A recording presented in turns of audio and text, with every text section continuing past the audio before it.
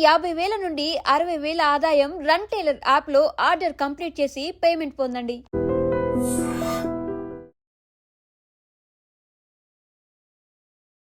Hi hello నమస్తే, welcome to iDream media. నేను మీ శ్రావ్య.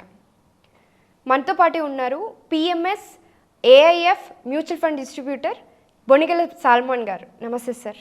నమస్తే శ్రావ్య. సార్, మనం ప్రీవియస్గా మాట్లాడుకున్నాము, క్యాపిటల్ ఇన్వెస్ట్మెంట్ చేసుకుంటే మంచి ఫ్యూచర్ ఉంటుంది, బాగా రిటర్న్స్ వస్తాయి అని చెప్పారు. సో దాంట్లో మనం ఎలా ఇన్వెస్ట్ చేసుకోవాలి?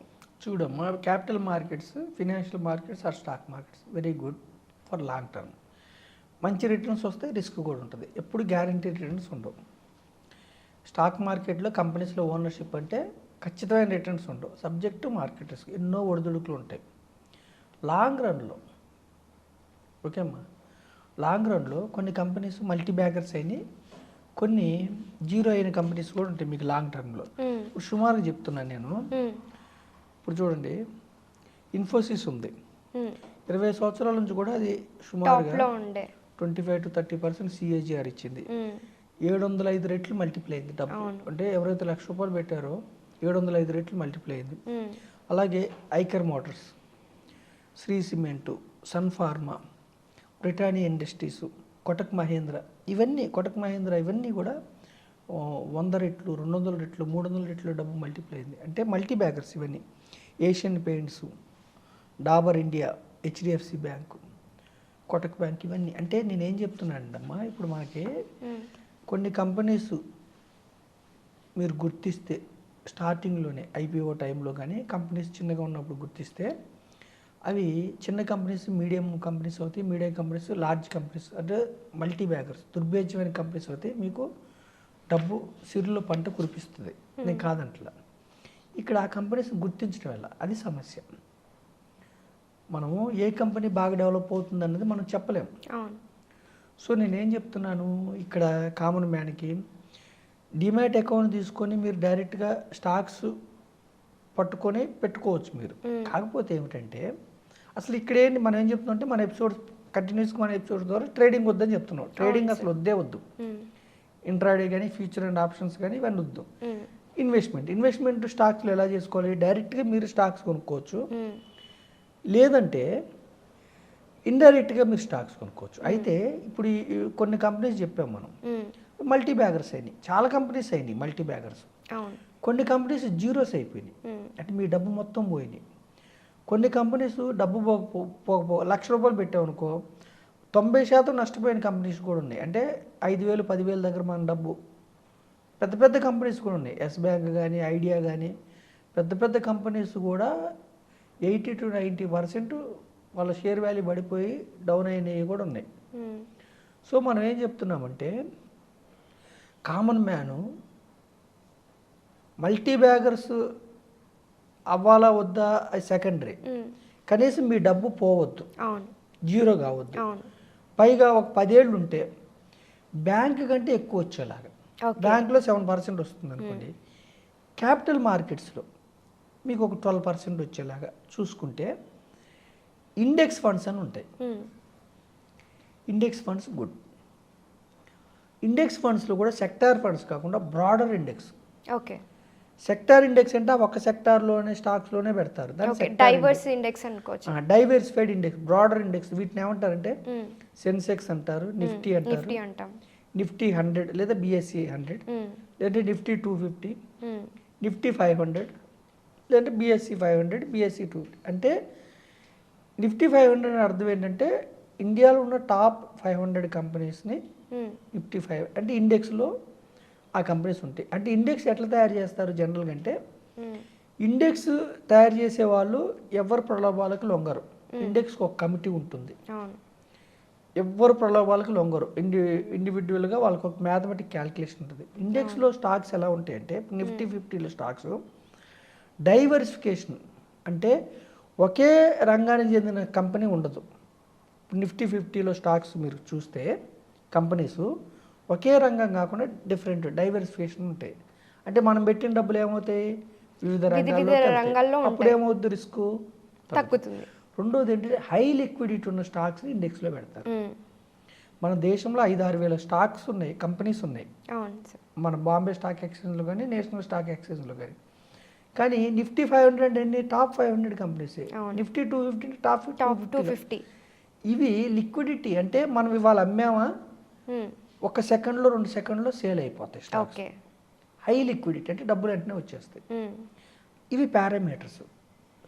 తర్వాత ఎలా వాటికి కంపెనీస్కి మార్కెట్ క్యాపిటలైజేషన్ అంటే ఆ కంపెనీకి ఎన్ని షేర్స్ ఉన్నాయి, ఆ షేర్ విలువ ఎంత లెక్కిస్తే వచ్చేదని మార్కెట్ క్యాపిటలైజేషన్ బట్టి ఏ పారామీటర్స్ ఉంటే ఇండెక్స్లో ఉండాలి, బయటికి వెళ్ళాలి అన్నది చూసి ఇండెక్స్లో పెడతారు. అంటే ఇండెక్స్ అనేవి చాలా మంచిది.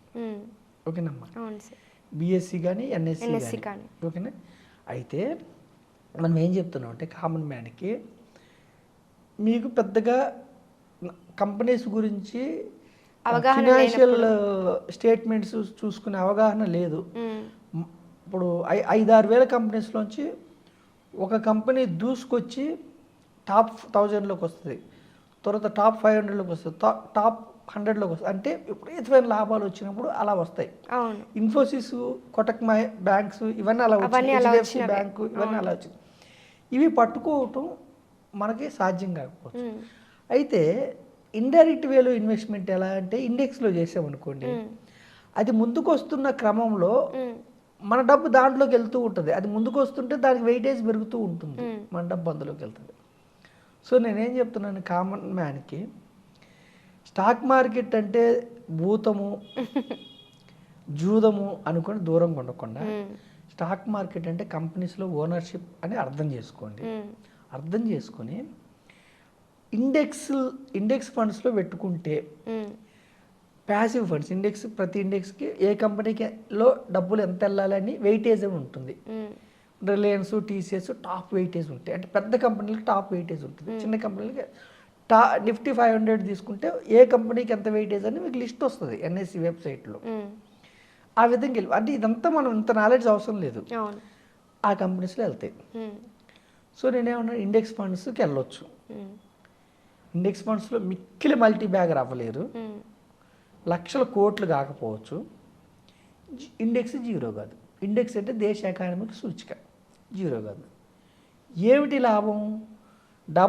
మీరు 10 years పైన ఉంటే డబుల్ డిజిట్ రిటర్న్, అంటే దేశ ఎకానమీ ముందుకు వెళ్తుంటే మీరు డబ్బును సమకూర్చుకోవచ్చు. లేదంటే ఈటీఎఫ్ ఫండ్స్ అంటే ఇండెక్స్కి డిఫరెన్స్ ఏమి ఉండదు. ఈటీఎఫ్స్ అంటే స్టాక్స్ కొన్నట్టు ట్రేడ్ అవుతూ ఉంటాయి. లేదంటే ఈ ఇండెక్స్ని బెంచ్ మార్క్, అంటే ఇప్పుడు నిఫ్టీ 50 ఇండెక్స్ ఉందనుకోమ్మా, నిఫ్టీ 100 ఉందనుకో, దీన్ని బెంచ్ మార్క్ కింద తీసుకొని లార్జ్ క్యాప్ ఫండ్స్ని, మ్యూచువల్ ఫండ్స్లో లార్జ్ క్యాప్ ఫండ్స్ని డిజైన్ చేస్తారు. అంటే లార్జ్ క్యాప్ ఫండ్స్ అంటే ఏంటంటే నిఫ్టీ 100లో నుంచి ఒక టాప్ 30 కంపెనీస్, ఇండెక్స్లోనేమో 100 కంపెనీస్లో పెడతారు, యాక్టివ్ ఫండ్స్లోనేమో బాగా లాభం వచ్చే వాటిలో పెడతారు. అంటే యాక్టివ్ ఫండ్స్ ఉద్దేశం ఏంటంటే ఈ ఇండెక్స్ ఫండ్స్ని బీట్ చేసే రిటర్న్స్ ఇవ్వాలన్నది వీళ్ళ ఉద్దేశం. సపోజ్ మిడ్ క్యాప్ ఉందనుకోండి, నిఫ్టీ 101 నుంచి 250 కంపెనీస్ని మిడ్ క్యాప్ కంపెనీస్ అంటారు. నిఫ్టీ మిడ్ క్యాప్ ఇండెక్స్ ఇచ్చిన దానికంటే యాక్టివ్ మిడ్ క్యాప్ ఫండ్స్ ఎక్కువ వచ్చేలాగా వీళ్ళు ఫండ్ మేనేజర్ చూస్తాడు, ఎక్కువ వచ్చేలాగా. అంటే ఈ ఇండెక్స్లోనేమో 150 కంపెనీస్లో పెట్టాలి, ఇక్కడ 150 కాకుండా 150లో ఏ కంపెనీ అయితే ముందుకు దూసుకెళ్తుందో, ఏ కంపెనీస్కి అయితే లాభాలు బాగా వస్తున్నాయో, ఏ కంపెనీ అయితే ఫ్యూచర్లో బాగా పెరుగుతుందో అందులో పెడతారు. సో నేనేం చెప్తున్నానంటే capital markets are very good, అయితే ట్రేడింగ్ వద్దు. ఇన్వెస్ట్మెంట్ చేయాలనుకుంటే సింపుల్గా అయితే ఇండెక్స్ ఫండ్స్ తీసుకోండి, లేదా ఈటీఎఫ్ ఫండ్స్ తీసుకోండి, లేదా diversified active mutual funds. Index ఫండ్స్లో కూడా సెక్టార్ ఫండ్స్ వద్దు. ఒకే సెక్టార్లో పెట్టారనుకోండి ఆ సెక్టార్కి పరిమితం అవ్వాల్సి ఉంటుంది. Broader index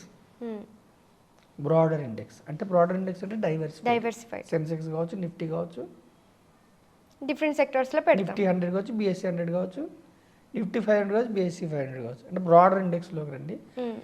broader index is nothing but economy, దేశ ఎకానమీ, జీడిపి.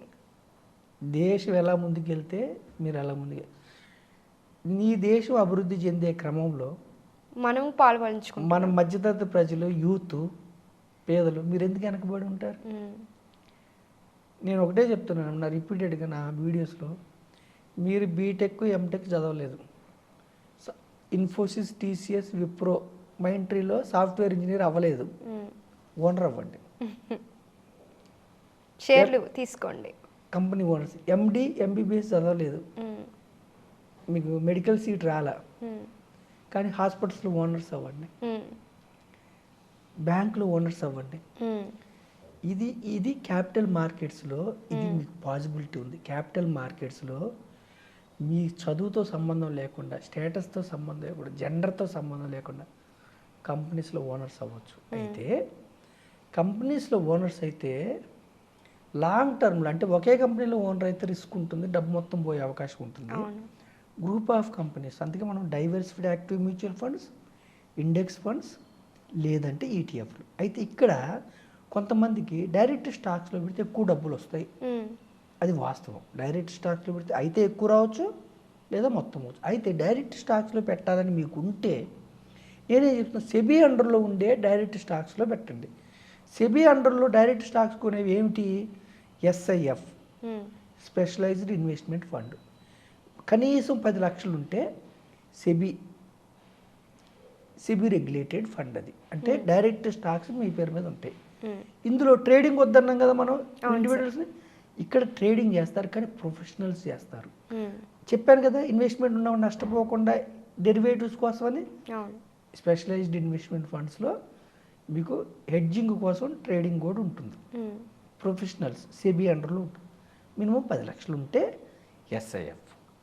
లేదు 50 లక్షలు ఉంది మినిమం, ఎక్కువ రిటర్న్ రావాలి అని కోరుకుంటున్నారు, లేదా ఎక్కువ రిస్క్ తీసుకుంటారు, రిస్క్ అర్థం చేసుకోవాలి. PMS, portfolio management services. మీ పేరు మీద డిమ్యాట్ ఉంటుంది, మీ పేరు మీద స్టాక్స్ ఉంటే. మ్యూచువల్ ఫండ్స్లో ఏమిటంటే 100 రూపాయలు వచ్చే వాళ్ళు కూడా మ్యూచువల్ ఫండ్స్లో రావాలి. రిస్క్ తగ్గించడం కోసం ఎక్కువ స్టాక్స్ పెడతారు, పిఎంఎస్లో తక్కువ స్టాక్స్ పెడతారు. అంటే వాళ్ళ ఇష్టం. పిఎంఎస్లో రిస్క్ ఎక్కువ ఉంటుంది, రిటర్న్ ఎక్కువ వచ్చే అవకాశం ఉంది, బట్ నాట్ గ్యారంటీడ్. డైరెక్ట్ స్టాక్సే కావాలంటే ఎస్ఐఎఫ్కి వెళ్ళొచ్చు, పిఎంఎస్కి వెళ్ళొచ్చు. లేదు ఇంకా బియాండ్ దిస్ వెళ్ళాలంటే AIF, alternative investment fund, minimum 1 crore. ఓకేనమ్మా, ఆల్టర్నేటివ్ ఇన్వెస్ట్మెంట్. ఇదేంటి? లిస్టెడ్ స్టాక్స్లో పెడతారు, అన్లిస్టెడ్లో పెడతారు, private equity, venture capitalist, real estate. ఓకేనమ్మా, అంకురాలు రకరకాలుగా ఉంటుంది. ఇక్కడ ఇంకా కొద్దిమంది కోసమే ఇది, ఇంకా రిస్క్ ఉంటుంది, అందరి కోసం కాదు. Privately pooled AIF. ఇలా సెబీ రిజిస్టర్డ్ ద్వారా, సెబీ రిజిస్టర్డ్ వీటి ద్వారా డైరెక్ట్ స్టాక్స్ కావాలని ఇలా వెళ్ళాలి మీరు. లేదంటే హాయిగా ఇండెక్స్ ఫండ్స్, ఈటీఎఫ్లు, డైవర్సిఫైడ్ యాక్టివ్ మ్యూచువల్ ఫండ్స్ ద్వారా వెళ్ళి షార్ట్ పీరియడ్లో రిస్క్ ఉంటుంది, దీర్ఘకాలంలో మీరు ఎంజాయ్ చేయవచ్చు. Thank you so much sir. ఇప్పుడు దాకా మీరు బాగా ఎక్స్ప్లెయిన్ చేశారు, అంటే దీని గురించి అంతా కూడాను. మన ప్రీవియస్ ఎపిసోడ్లో మనము ట్రేడింగ్ అంటే ఏంటి, ఇన్వెస్ట్మెంట్ అంటే ఏంటి అనేది మాట్లాడుకున్నాం. అది కూడా ఒకసారి చూడండి. Thank you so much.